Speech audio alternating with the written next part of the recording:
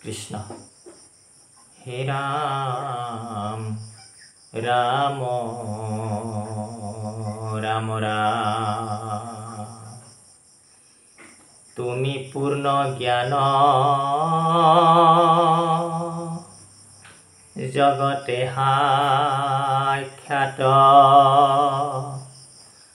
তথাপি মোক মাতা মন্ত্রনাথ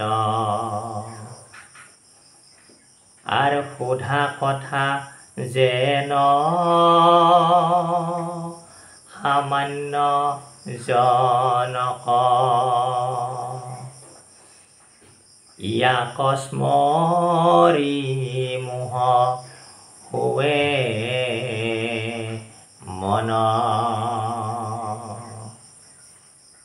কৃষ্ণ কালি আমি আধাতে এৰি থৈ গৈছিলোঁ যে গতিকে সেই আধাখিনিৰ পৰা আমি পঢ়িছোঁ যে তুমি পূৰ্ণ জ্ঞান জগতে খ্যাত তথাপি মোক মাতা মন্ত্ৰনাথ যে তুমি পূৰ্ণ জ্ঞান জগত সাক্ষাৎ তুমিয়েই জগতে জানে তুমিয়েই পূৰ্ণ জ্ঞান আৰু তুমিয়েই হল জগত সাক্ষাৎ তথাপি মোক কি কৰা মাত লগাইছা মন্ত্রনাথ মাতিছা মোক কৈছা উপদেশ দিছা তুমি মোক সোধা কথা যেন সামান্যজন আৰু তুমি এনেদৰে কথা সোধা যেন তুমি একেবাৰে সাধাৰণ এজন মানুহ এনেদৰে তুমি কথা সোধা এনেদৰে তুমি কথা পাতা কিন্তু তুমিয়েই হৈছে অনন্ত কোটি ব্ৰহ্মাণ্ডৰ মালিক কিন্তু তুমি এনেদৰে মানুহৰ লগত কথা পাতা ভক্তৰ লগত কথা পাতা মোক তুমি এনেদৰে উপদেশ দিছা সোধা কথা যেন সামান্যজন ইহাক স্মৰি মোহ হৈ মন আৰু এই কথাবিলাক মোৰ মনলৈ আহি মোৰ মন মোহিত হৈ যায় এনেদৰে উদ্ধৱে কৈছে আর ব্রহ্মা কদিলা যিটো জ্ঞান স্বামী জানিবে যে যোগ্য হও আমি কহিও তেৱে তাক ভগবন্ত সংসাৰ দুখে যেনে যেন পাও অন্ত হেন শুনি হৰি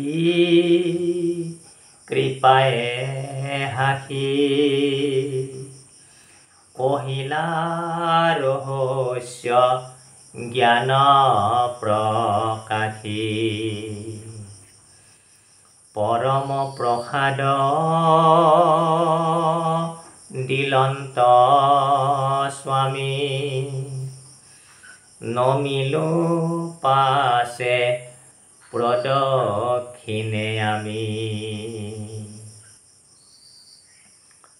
আৰু কৈছে উদ্ধৱ মহামহন্তই ব্ৰহ্মাক দিলা যিটো জ্ঞান জানিবে যে যোগ্য হও আমি আৰু হে জগতৰ স্বামী তুমি ব্ৰহ্মাক যিটো জ্ঞান প্ৰদান কৰিছিলা আৰু মোক যদি তুমি জানিবৰ কাৰণে সেই জ্ঞান যোগ্য হও বুলি তুমি যদি মোক ভাবা তুমি মোক সেই জ্ঞান প্ৰদান কৰিব পাৰা এনেদৰে উদ্ধৱ মহামহন্তই কৈছে আৰু কহিও তেৱে তাক ভগবন্ত সংসাৰ দুখে যেনে যেন পাও অন্ত আৰু সংসাৰ দুখ সাগৰৰ পৰা কেনেদৰে কি পাও পৰিত্ৰাণ পাও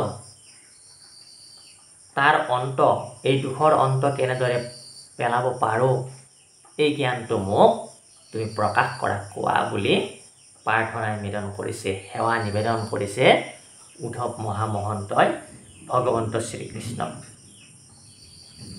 আৰু পৰম উৎসাহেৰে কৃষ্ণ ভগৱন্তই হাঁহি মাৰি কি কৰিছে উদ্ধৱক পৰম ৰহস্য তত্ত্ব পৰম ৰহস্য জ্ঞান ভকতি উদ্ধৱক প্ৰদান কৰিছে কৃষ্ণই। আৰ আহিলু ঐক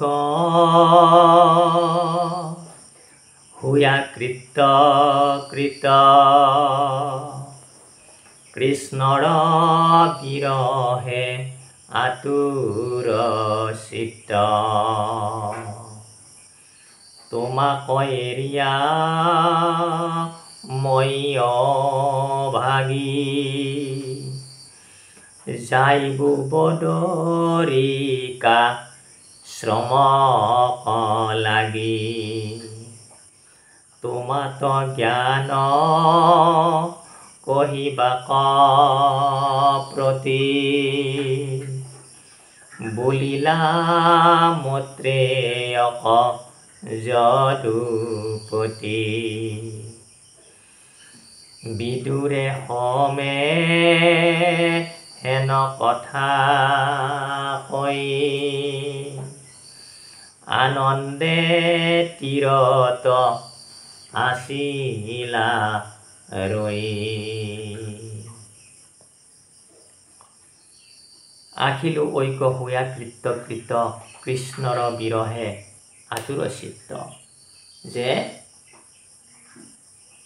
ইয়ালৈ আহি মই ধন্য মানিলোঁ, মই কৃতকৃত্য হৈ গ'লোঁ, মই ধন্য হৈ গ'লোঁ আৰু কৃষ্ণৰ বিৰহত মোৰ চিত্ত থিৰে থাকিব নোৱাৰে।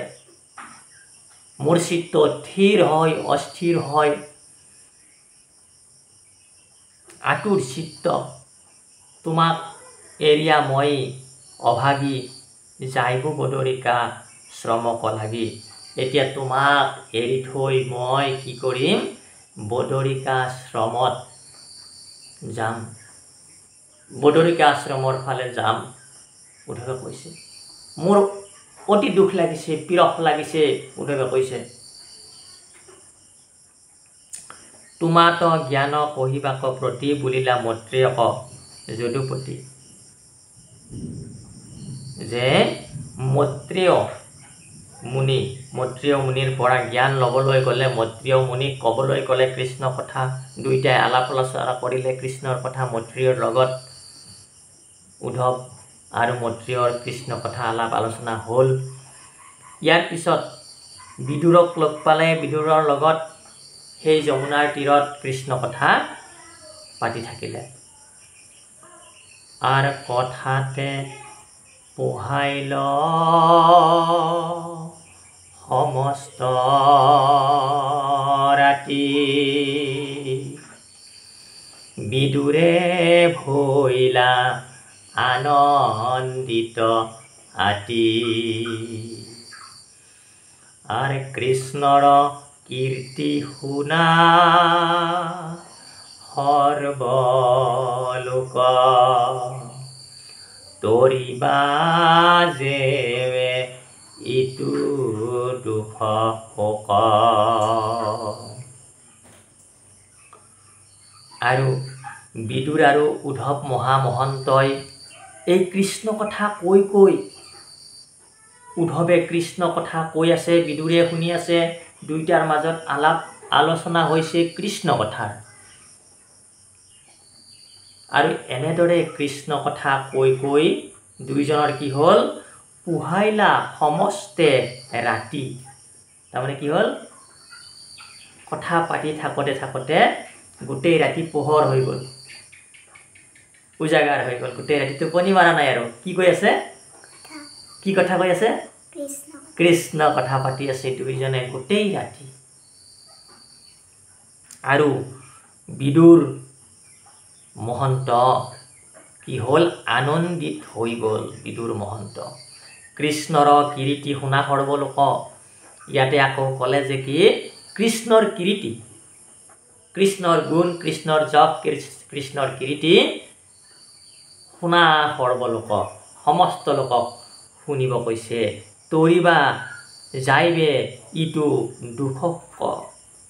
আৰু এই সমস্ত সংসাৰৰ দুখ শোক সমস্তৰ পৰা তৰি যাব পাৰিবা এই কৃষ্ণৰ কীৰ্তন, কৃষ্ণৰ কীৰ্তি, কৃষ্ণৰ গুণ যশ যদি শুনা যায়। হে রাম রাম রাম রাম রাম। আর অন্তকে আহি ধরিলে কপার, জানিয়া আন আল জাল এরা। কৃষ্ণর কিঙ্কৰে কহে শংকৰে,